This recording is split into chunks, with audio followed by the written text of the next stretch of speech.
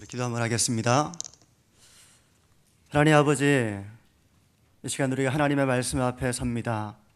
우리의 굳은 마음 제하여 주시고 주의 성령께서 우리의 마음을 어루만져 주셔서 사모하는 심령으로, 하나님을 경외하는 마음으로, 또 사모하는 은혜의 심령으로 하나님 주의 말씀을 들을 수 있도록 하나님 우리를 인도해 주시기를 원합니다. 하나님의 말씀이 우리의 영혼의 양식이 되어서 우리가 힘을 얻고 믿음 안에 굳건하여져서 주님의 영광을 드러내는 삶을 살아갈 수 있도록 이 시간 말씀 가운데 역사하여 주시옵소서. 감사드리오며 예수님의 이름으로 기도합니다.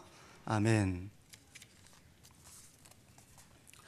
오늘 예배에 나오신 우리 모든 성도님들을 주님의 이름으로 축복합니다. 우리 인생은 어디에서 왔다가 어디로 가는 걸까요?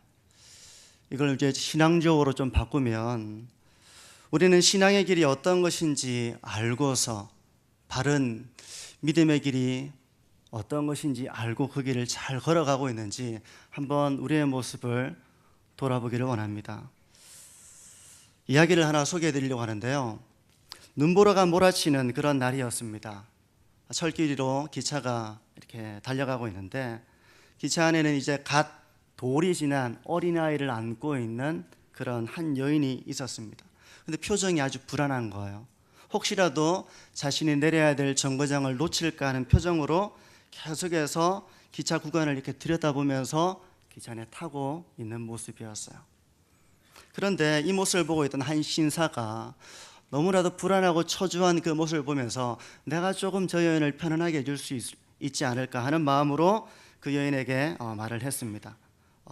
내가 내릴 정거장을 이야기해 드릴 테니까 걱정하지 말고 편안하게 앉아 계시면 됩니다. 그렇게 이야기를 했어요. 그리고 이윽고 기차가 어느 정거장 같은 지점에 서게 되었습니다. 신사가 이번에는 그 여인에게 이곳이 바로 당신이 내려야 할 곳입니다 라고 이렇게 이야기를 해주고 이 여인은 아이를 꼭 안고 눈보라가 몰아치는 그 추운 날씨 가운데 기차를 내렸습니다. 그런데 잠시 기차가 다시금 달리기 시작하는데 얼마 동안 지나다가 다시 또 이 기차가 정차를 하는 겁니다. 이번에는 차장의 안내방송을 들으니까 바로 그 여인이 내려야 하는 그 정거장이었던 거예요. 신사가 깜짝 놀랐습니다. 나는 좀 전에 내린 곳이 그 여인이 내려야 하는 곳이라고 생각을 했는데 안내방송을 들어보니까 그 전에 잠깐 정차를 했던 것은 지금 기차에 기계적인 이상이 생겨서 잠깐 고장 때문에 외딴 곳에 잠깐 정차를 한 거였습니다. 후에 그 여인은 아기를 품은 채 동사체로 발견이 되었다고 하는데 이 이야기 속에서 이 신사는 친절한 마음으로 이 여인을 도와주기를 원했던 겁니다. 그런데 전혀 도움이 되지 못했을 뿐만 아니라 도리어 그의 부주의로 한 생명을 죽음으로 떠민 결과가 되었다는 겁니다.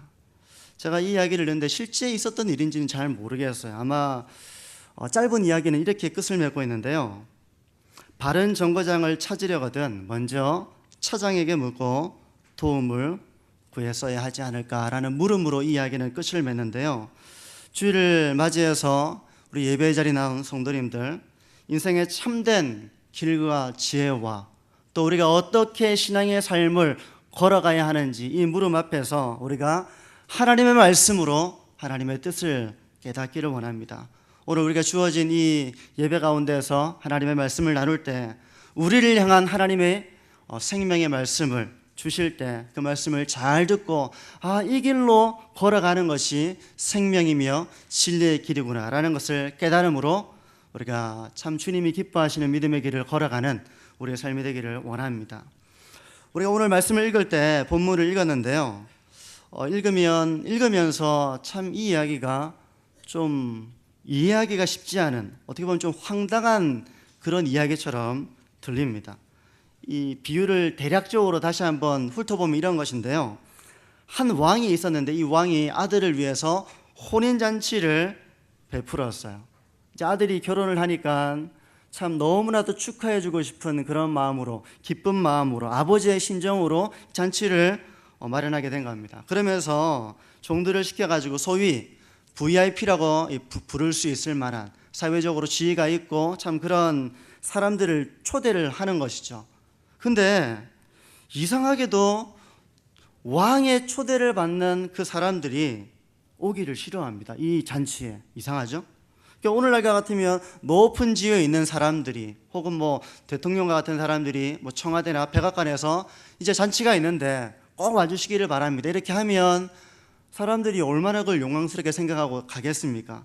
그런데 이상하게 오늘 비유 속에서 예수님의 비유 가운데에서 청함을 받은 사람들은 왕의 초청을 받는데도 그 자리에 오기를 싫어한다는 겁니다. 왕은 또다시 종들을 시켜서 청한 사람들을 재차 청하도록 보냅니다. 그러는데 이번에는 사람들이 돌아보지도 않아요. 들은 척도 하지 않고 자기의 길을 가버리는데 어떤 사람은 밭으로 가버리고 사업하러 가버립니다. 더더욱 이상한 것은요, 그 자리 가운데 특별히 밭으로 일을 하러 간다든지 또는 사업하러 간다든지 이런 일이 없는 남아있던 사람들은 왕이 보낸 종들을 이번에는 모욕하고 죽여버린다는 겁니다. 좀 이상한 비유죠? 이 사실을 전해들은 왕은 상당히 노했습니다. 그래서 그 마을에 군대를 보냅니다. 그래서 살인한 그 사람들을 진멸해버리고 그 동네를 불살라버려라 이렇게 명령을 내립니다. 순식간에 이 혼인잔치의 그런 잔치 분위기가 초상집 분위기로 이 완전 이야기가 바뀌어버려요. 그런데 그런 상황 속에서 왕이 종들에게 다시 명령을 하는데요, 8절과 우리가 9절을 보시면 이에 종들에게 이르되 혼인잔치는 준비되었으나 청한 사람들은 합당하지 아니하니 내 거리 길에 가서 사람을 만나는 대로 혼인잔치에 청하여 오라 이렇게 시키는 겁니다. 내 거리로 가서 사람들이 많이 걸어다니는 그런 내 거리로 가서 만나는 대로 그 사람이 어떤 지위든 그 사람이 어떤 삶을 살아왔든 악인이든 선인이든 뭐 그런 거 관계없이 만나는 대로 그들을 데려와라 이렇게 지금 종들에게 명령을 하고 있는 거예요. 텅 빈 혼인잔치는 많은 하객들로 손님들로 가득 차게 되었습니다. 이제 이 잔치가 이제 진행이 되는 거예요. 초대를 받은 행인들은 이게 웬 떡인가 싶어가지고 왕이 준비한 그 잔치에 와가지고 혼인잔치를 마음껏 즐겼겠죠. 분위기가 이제 완전 잔치 분위기가 무르익어갈 그런 지점에 왕이 혼인잔치에 온 손님들을 보러 쫙 그 잔치 마당으로 나가게 됩니다. 근데 그 자리에 이상하게도 한 사람이 눈에 띄는 거예요. 그 사람은 혼인잔치 예복을 입지 않고 있었습니다. 왕이 그 사람에 묻습니다. 12절인데요. 친구여, 친구라고 부르고 있어요. 친구여, 어찌하여 예복을 입지 않고 여기 들어왔느냐? 이렇게 하니까 그가 아무 말도 못합니다. 왕은 친구여라고 말했는데 얼굴색이 변했을 겁니다. 자기 종들에게 말하는 거야. 여봐라, 저자를 당장 손발을 묶어 바깥 어두운 데 내던져 버려라. 거기서 슬피 울며 이를 갈게 될 것이다. 이런 내용이에요, 비유가. 우리가 간단하게 오늘 비유의 내용을 좀 훑어봤는데 정말 너무나도 황당한 그런 이야기예요. 왕도 잘 이해가 안 됩니다. 그리고 왕의 청함을 거절하는 이 사람들도 이해가 안 되고요. 심지어 그 왕이 보낸 종들을 모욕하고 죽이는 이 모습도 정말 황당하기 짝이 없어요. 그런데 이상한 것은 잔치 중에 친구라고 불렀던 그 사람을 갑자기 손발을 묶어가지고 바깥 어두운데 던져버려라 라고 얘기하는 이 왕의 명령도 상당히 이 비유 속에서 우리를 혼란스럽게 합니다. 너무나도 이상한 이야기예요. 하지만 서두에도 말한 것처럼 이것은 비유입니다. 무엇에 대한 비유인가 하면 천국에 대한 비유예요. 1절과 2절을 보시면 다시 비유로 대답하여 이르시되 천국은 하면서 시작이 되는데요, 이것은 천국에 대한 비유입니다. 그렇다면 예수님은 지금 어떤 의도로 이런 비유를 말씀하고 계신 걸까요? 누구에게, 왜, 어떤 이유로 이런 비유를 지금 말씀하고 계신 걸까요? 이런 비유의 배경을 이해하려면 21장부터 어떻게 지금 예수님이 말씀해 오셨는지를 우리가 쭉 살펴봐야 됩니다. 다 살펴보지는 못할 텐데요. 23절을 한번 보시겠습니까? 예수께서 성전에 들어가 가르치실새, 성전에서 가르치고 있는 그 상황이었어요. 대제사장들과 백성의 장로들이 나와 묻습니다. 네가 무슨 권위로 이런 일을 하느냐? 또 누가 이 권위를 주었느냐? 이렇게 묻습니다. 예수님께서 예루살렘 성전에 들어가셔서 말씀을 가르치셨어요. 그때 이제 소문을 들었겠죠. 예수님께서, 예수라고 하는 사람이 지금 성전에서 가르치고 있다. 그분은 정말 말씀의 교사다. 하나님이 보내신 선지자인지도 몰라. 이런 소문 가운데서 나온 겁니다. 그런데 이렇게 묻는 거예요. 도대체 무슨 권위로 이런 일을 하느냐? 누가 성전에서 너에게 가르치라고 했느냐? 이렇게 지금 묻고 있는 거예요. 이 질문 이후에 예수님께서 세 가지 비유를 말씀하세요. 오늘 우리가 읽었던 22장의 이 본문은 세 번째 비유에 해당합니다. 그러니까 앞에서 두 번의 비유를 예수님께서 말씀하신 거예요. 근데 이 두 번의 비유가 끝났을 때 그 반응을 어떻게 성경이 기록하고 있는가 보면 45절을 보세요. 21장 45절입니다.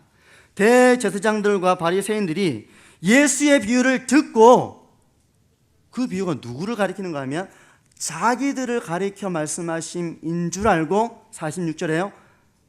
잡고자 했다는 겁니다. 예수님을 죽이기 위해서. 예수님이 가르친 이 두 번의 비유가 자기들을 가리켜 하는 그런 이야기로 그들은 들었고, 그래서 예수님을 어떻게 해야 될까? 어떻게 잡을 수 있을까? 이런 궁리를 하게 되었다는 거예요. 그러면서 오늘 이제 세 번째 비유가 오늘 우리가 본문인데요. 이 본문에 대한 그들의 반응도 동일합니다. 읽지는 않았지만 22장 15절, 우리가 본문이 끝나는 14절 다음에 15절을 보시면요. 이에, 세 번째 이 비유를 듣고 이에 바리새인들이 가서 어떻게 하면 예수를 말의 올무에 걸리게 할까 상의했다, 이렇게 얘기하고 있어요. 그러니까 이 세 번째 비유도 그들은 자기들을 가리키는 그런 이야기로 들었다는 거예요. 이제 이런 배경 속에서 오늘 22장의 본문을 좀 더 깊이 들여다보려고 하는데요. 오늘 이 비유는 우리가 보시면 2절을 다시 보시면요. 천국은 마치 자기 아들을 위하여 혼인잔치를 베푼 어떤 임금과 같다, 이렇게 지금 비유를 설명하고 있습니다. 이 비유는 천국에 대한 비유예요. 왕이 아들의 혼인잔치를 베풀었고 하객들을 이제 초청합니다. 그런데 왕이 종들을 시켜서 청한 사람들은 이상하게도 이 잔치에 오기를 싫어합니다. 싫어할 뿐만 아니라 자기 일에 빠져 있어요. 일하러 가고 사업하러 가고, 심지어 안 가면 그만인데 종들을 모욕하고 왕의 종들을 죽여버립니다. 여기서 왕의 초대를 거부한 자들은 과연 누구를 가리킬까요? 누구를 가리키는 비유일까요? 여기서 바로 왕의 초대를 거부한 자들은 이 비유를 자기들을 가리켜 한 이야기다라고 들었던 바로 유대 지도자들이며 유대인들을 가리키고 있는 이 비유의 말씀입니다. 그 중에서도 왕이 보낸 종들을 죽이기까지 하는 자들은 바로 대제사장들이며 바리새인들인 유대 지도자들을 가리켜요. 스데반은 사도행전 7장 52절에서 이렇게 말한 바 있는데요. 아마 화면을 보시면 본문이 나올 텐데 제가 읽어드리면 이렇습니다. 너희 조상들이 선지자들 중에 누구를 박해하지 아니하였느냐? 선지자는 하나님이 보내신 하나님의 말씀의 종입니다. 누구를 박해하지 아니하느냐? 의인이 오시리라 예고한 자들을 그들이 죽였습니다. 이제 너희는 그 의인을 잡아준 자요 살인한 자가 되나니 너희는 천사가 전한 율법을 받고도 지키지 아니하였도다. 이스라엘 백성들은 하나님의 선택을 받은 민족이었지만 그들이 하나님의 뜻을 저버리고 하나님을 떠났을 때마다 하나님은 그들에게 수많은 선지자를 보내서 그들로 하여금 다시 하나님의 언약 가운데로 돌아오도록 하나님의 말씀을 전하는 이 일들을 하십니다. 그런데 그들은 그 선지자들의 말을 듣지 않아요. 듣지 않을 뿐만 아니라 그들을 박해하고 죽이기까지 했습니다. 스데반의 이 본문의 배경에서는 예수님까지 너희들이 죽이지 않았냐 이런 얘기를 하고 있는데요, 그들은 하나님이 보내신 모든 그런 하나님의 종들을 맞이하지 않았다는 거예요. 이 비유에서 하나님은 혼인잔치를 준비한 왕으로 나옵니다. 왕은 하나님이에요. 8절과 9절을 보시면요, 우리가 읽었던 본문이기도 한데, 이에 종들에게 이르되 혼인잔치는 준비되었으나 청한 사람들은 합당하지 아니하니 내 거리 길로 가서 사람을 만나는 대로 혼인잔치에 청하여 오라. 하나님이 택하셨던 이 이스라엘 백성들 대신 하나님은 초대받지 않았던 그 자들을 혼인잔치에 청하게 하십니다. 그럼 이들은 누구겠습니까? 이들은 바로 이스라엘의 입장에 보면 이방인들을 가리키는 거야. 이스라엘 민족은 천국에 대한 복된 소식을 들었습니다. 그 복된 소식을 듣고 그 하나님의 초청을 받았어요. 받았는데도 그것을 듣기를 싫어한다는 겁니다. 그 초대에 응하기를 싫어한다는 거예요. 심지어 그 하나님의 초청을 듣는 그 가운데에서 박해하고 죽이기까지 하는 이 일들을 행하고 있다는 거예요. 이로써 하나님은 복음을 내 거리에 초대받지 않았던 자들, 즉 유대인들이 아닌 이방인들에게 전하게 하셨다는 겁니다. 로마서 말씀 가운데 로마서 10장 16절과 21절은 이렇게 말씀하고 있는데요, 화면을 보시면 이렇게 나오는데 제가 읽어드리면 이렇습니다. 눈으로 보라. 그러나 그들이 다 복음을 순종하지 아니하였도다. 이사야가 이르되 주여 우리가 전한 것을 누가 믿었나이까 하였으니 그러므로 믿음은 들음에서 나며 들음은 그리스도의 말씀으로 말미암았느니라. 그러나 내가 말하노니 그들이 듣지 아니하였느냐? 그렇지 아니하니 그 소리가 온 땅에 퍼졌고 그 말씀이 온 땅에 이르렀도다 하였느니라. 그러나 내가 말하노니 이스라엘이 알지 못하였느냐? 먼저 모세가 이르되 내가 백성 아닌 자로서 너희를 시기하게 하며 미련한 백성으로서 너희를 노엽게 하리라 하였고, 이사야는 매우 담대하여 내가 나를 찾지 아니한 자들에게서 찾은 바 되고 내게 묻지 아니한 자들에게 나타났노라 말하였고, 이스라엘에 대하여 이르되 순종하지 아니하고 거슬러 말하는 백성에게 내가 종일 내 손을 벌렸노라 하였느니라. 무슨 말씀인지 이해하시겠습니까? 믿음은 들음에서 나고 들음은 그리스도의 말씀으로 말미암는데, 이스라엘 백성들은 이 그리스도의 말씀을 듣지 못했는가? 들었다는 거예요. 그 소리가 온 땅에 퍼졌고 그 말씀이 온 땅에 이르렀습니다. 하지만 이스라엘 백성들은 하나님의 말씀을 들었음에도 불구하고 믿지 않았다는 거예요. 오히려 하나님은 하나님의 말씀을 증거하는 선지자들을 그들이 죽였다고 지금 말하고 있는 겁니다. 때문에 하나님은 하나님을 찾지 않았던 자들에게서 이제 발견될 것이라고 말씀하고 있는 거예요. 그러므로 왕의 초대를 거부한 내 거리에서 청함을 받은 자들은 이방인들을 가리키고 있습니다. 유대인들이 아닌 바로 우리들을 가리키는 거예요. 그런데 이 비유가 여기서 끝이 아닙니다. 여기부터가 이제 아주 중요한 내용이 나오는데요, 초대받은 이방인들조차도 하나님의 천국 잔치에 참여를 하게 되는데, 문제는 예복을 갖추어 입어야 된다는 거예요. 당시 고대 팔레스타인 풍습에 의하면 혼인 예식에 참가하는 모든 사람들은 주인이 마련한 예복을 입는 것이 관례였다고 합니다. 그런데 이상하게 오늘 비유 속에서 나오는 이 한 사람은 왕이 마련한 혼인잔치에 예복을 입지 않고 있는 거예요. 그리고 이 예복은 혼인잔치에 있어서 가장 중요한 문제가 되고 있습니다. 즉, 이 사람은 예복을 입지 않았다는 이유 때문에 손발이 묶여서 바깥에 던져지게 된다는 겁니다. 그럼 예복이 뭘까요? 오늘 이 비유 속에서 예복이 의미하는 바가 뭘까요? 오늘 본문을 살펴보면 이 예복이 무엇인지 그 의미가 잘 명시적으로 드러나지는 않습니다. 하지만 우리가 성경을 한 권의 책으로 읽는다면 다른 부분에서 이 예복의 의미를 우리가 발견할 수 있는데요, 요한계시록 19장 6절에서 10절은 이렇게 기록하고 있습니다. 화면을 보시면요, 또 내가 들으니 허다한 무리의 음성과도 같고 많은 물소리와도 같고 큰 우레소리와도 같은 소리로 이르되 할렐루야, 주 우리 하나님 곧 전능하신 이가 통치하시도다. 우리가 즐거워하고 크게 기뻐하며 그에게 영광을 돌리세. 어린 양의 혼인 기약이 이르렀고 그의 아내가 자신을 준비하였으므로 그에게 빛나고 깨끗한 세마포 옷을 입도록 허락하였으니 이 세마포 옷은 성도들의 옳은 행실이로다 하더라. 천사가 내게 말하기를 기록하라. 어린 양의 혼인잔치에 청함을 받은 자들은 복이 있도다. 여기까지만 읽어보겠습니다. 이 어린 양의 혼인잔치에서 이 어린 양은 누구를 가리키겠습니까? 이 어린 양은 유월절 어린 양으로 이 땅에 오셔서 십자가의 제물로 돌아가신 예수님을 비유하고 있는 그 상징적인 말씀입니다. 그런데 이 어린 양의 혼인잔치에 참여하는 자가 있는 예복으로 이 요한계시록은 깨끗한 세마포를 지금 말씀하고 있어요.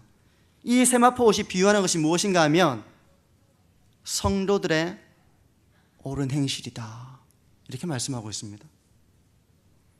이스라엘 민족이 복음을 듣지 않으므로 이 복음은 이방인들에게 전하여졌고 우리나라도 100년 전에 이 복음을 받아들여서 지금은 세계에서 가장 많은 선교사를 파송하는 나라가 될 정도로 많은 교회들이 세워졌어요.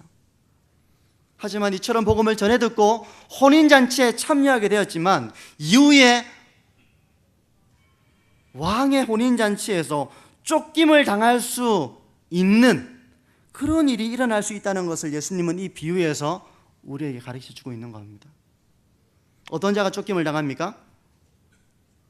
믿음이 있다고 고백은 하고 있는데 그 믿음에 합당한 열매를 맺지 않는 자, 즉 성도로서 마땅히 믿음에 합당한 옳은 행실을 하지 않으므로 실상은 참 믿음을 가지지 못한 자, 믿음을 부정하는 자, 이들은 천국의 혼인잔치에 합당하지 않다는 겁니다.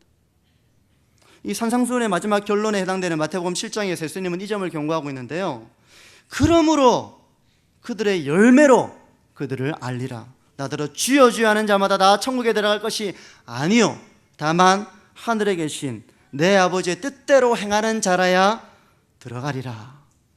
믿음이 있노라고 주님을 부르고 외친 자들이 많았습니다.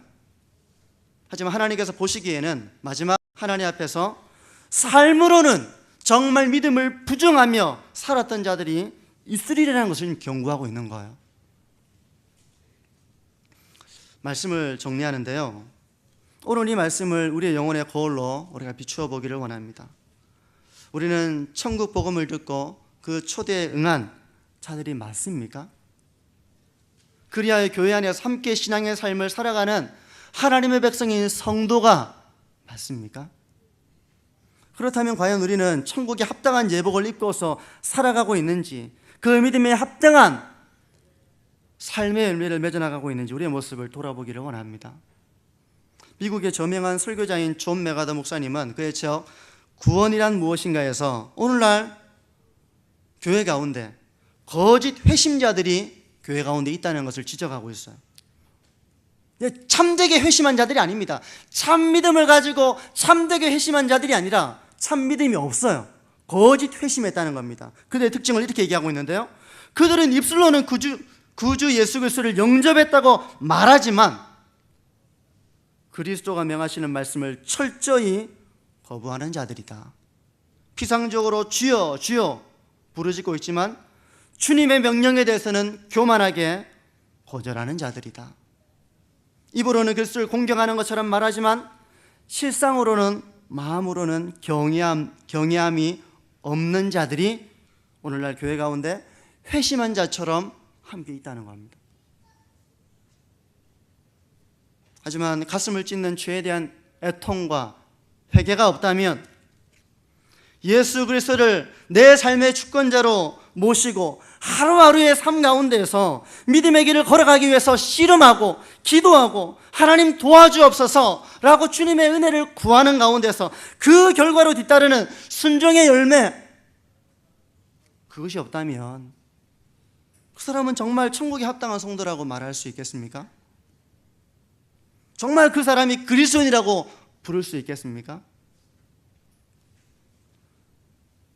존 메가더 목사님이 그의 책에서 인용하고 있는 리차드 벨처라고 하는 분의 이 글은 신앙에 대해서 경각심을 불러일으켜 주는데요, 이런 말입니다. 일단의 복음주의 그리스도인이, 어떤 복음주의 그리스도인이 있다는 거예요. 그 사람들 중에는 이런 주장을 한다는 겁니다. 회개가 없고 행위나 삶의 방식에 변화가 없으며 그리스도의 주되심과 권위에 대한 실질적인 고백이 삶 가운데 드러나지 않고 인내도 없고 제자화도 없고 반드시 순종과 행위를 결과로 나올 필요도 없고, 그래서 삶을 반드시 변화시키지도 않는, 만약에 그런 구원을 말할 때가 올 것이다 라고 몇십 년 전에 이런 이야기를 주장했다면 많은 그리스도인의 사람들은 그런 주장을 받아들이지 않았을 것입니다 라고 하면서, 하지만 믿든 안 믿든 이미 그때는 왔다, 그렇게 말하는 부분이 있어요. 이미 오늘날 교회 가운데에서 천국의 복음을 듣고 그 초대에 응해서 신앙의 삶을 살아가고 있지만 정말 복음을 들은 자로서 합당한 삶의 고백이 없는 자들이 있다는 겁니다.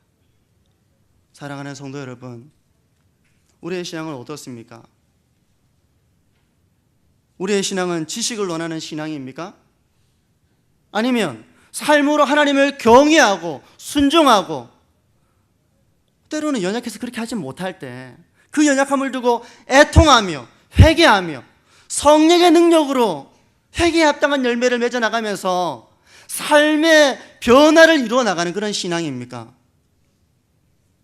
하나님 사랑, 이웃 사랑이 입술로만 외쳐지는 그런 구호가 아니라 삶으로 그것을 이루어 나가기 위해서 부단히 자기 연약함을 보면서 자기를 부인하는 그 씨름, 자기 십자가를 져 나가는 그런 신앙의 길을 우리가 걸어가고 있는가 하는 것입니다. 오늘 비유는 천국의 한 측면을 말씀하고 있는데요, 그건 천국을 발견하지 못한 자들은 아무리 누군가 이 천국의 복음을 외쳐도 그 초대를 싫어합니다. 싫어할 뿐만 아니라 그 초대하는 자들을 미워합니다. 미워할 뿐만 아니라 박해합니다. 그게 바로 천국의 모습이에요. 하지만 또 하나 이 비유는 우리에게 또 다른 초점을 말씀해주고 있는데요, 그것은 비유는 초대에 응해서 오긴 왔어요. 혼인잔치에 들어왔습니다. 하나님의 통치가 임하는 그런 잔치, 하나님의 백성들이 모여있는, 하나님의 은혜의 자리에 모여있는 자리에 그 초대에 응해서 오기는 왔어요. 하지만 그에 합당하지 않은 모습으로 그 자리에 앉아있는 사람이 있을 것이라는 것을 오늘 비유는 경고하고 있다는 겁니다. 그 사람은 천국의 복된 소식을 들었습니다. 들었어요. 그래서 겉으로 볼 때는 믿음을 가진 자처럼 보입니다. 그래서 혼인잔치에 합당한 자처럼 들어와 앉아 있는 거예요. 그런 믿음이 있는 것처럼 보이지만 실상으로는 믿음이 없어요. 그래서 하나님을 사랑하지 않습니다. 그래서 하나님을 경외하지 않아요. 그래서 하나님 말씀에 순종하지 않아요. 근데 그러면서도 회개하지 않아요. 애통하지 않아요. 성령께서 애통케 하시는 그런 일이 그에게 없다는 거예요. 그는 성도에 합당한 예복으로서의 그런 삶이 없었다는 겁니다. 그런 자기를 부인하는 삶이 없었다는 거예요. 그리스도를 얻기 위해서 세상의 것을 포기해 나가는 이런 신앙의 씨름과 기도와 하나님의 은혜로 그 길을 걸어가는 그런 신앙의 참 믿음의 열매들이 그에게 없었다는 거예요. 사랑하는 성도 여러분, 오늘 주님의 말씀으로 우리의 영혼을 우리가 들여다보기를 원합니다. 우리 성도님들께서는 참으로 회개하여서 이제 이전과는 다른 삶의 목적을 향해서, 그러니까 나의 영광을 위해서, 나의 뜻을 이루기 위해서 살아왔던 삶이 이제는 하나님의 영광을 위해서 살겠다라고 하는 그런 분명한 삶의 전환점을 경험한 그런 삶을 살아가고 계십니까? 하지만 그런 삶 가운데서 때로는 우리가 연약함을 경험하면서 참 부족하고 연약하여 범죄하는 우리의 모습을 볼 때면 너무 나를 구원해 주신 그 하나님의 은혜에 합당하지 못한 내 모습에 대해서 너무 그것이 괴롭고 고통스럽고, 그리하여 애통하며 회개하며 하나님의 은혜를 간절하게 사모하며 구하는 그런 거듭난 열매가 있는 성도의 삶을 살아가고 계십니까?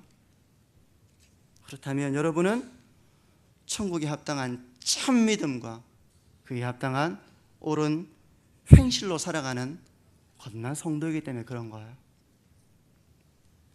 그런데 혹 이런 주님의 말씀에 자기의 삶을 비추어 볼 때 이런 나에게 믿음에 합당한 열매가 없다고 느껴지는 분들은 혹 있으십니까?